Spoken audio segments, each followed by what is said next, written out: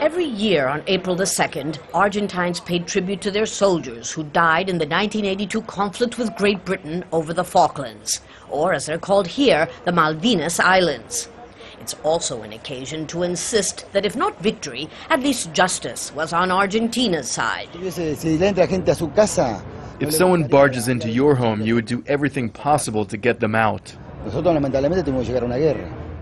Argentines would be the first to admit that there are very few things that they all agree on. But the conviction that the Falkland Malvinas Islands belong to Argentina is one of them.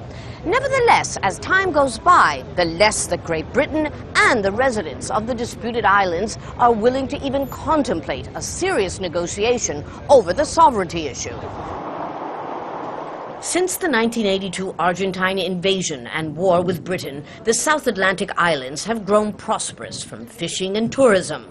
And now, British companies have begun drilling for oil, a new finger in the wound for Argentina. So this means that the islands have become more interesting from an economic point of view, sustainable perhaps, and therefore, it's more difficult for Great Britain to go back, if it ever thought of going back, to its policy of the 60s or 70s of sort of gently letting go. So, on this anniversary, Argentina's president is using the oil issue to reinforce nationalist passions, accusing the UK of usurping this country's resources. Va a ser eterna. The battle will remain eternal, but not like in the past with the use of force. We will wage a profound cultural, diplomatic, and political battle on all fronts. It's not just territorial. It's about our right to manage and claim resources that are ours. This week it was announced the oil discovered so far is of poor quality. But should prospects improve, some believe it could present Argentina a unique opportunity to go beyond rhetoric.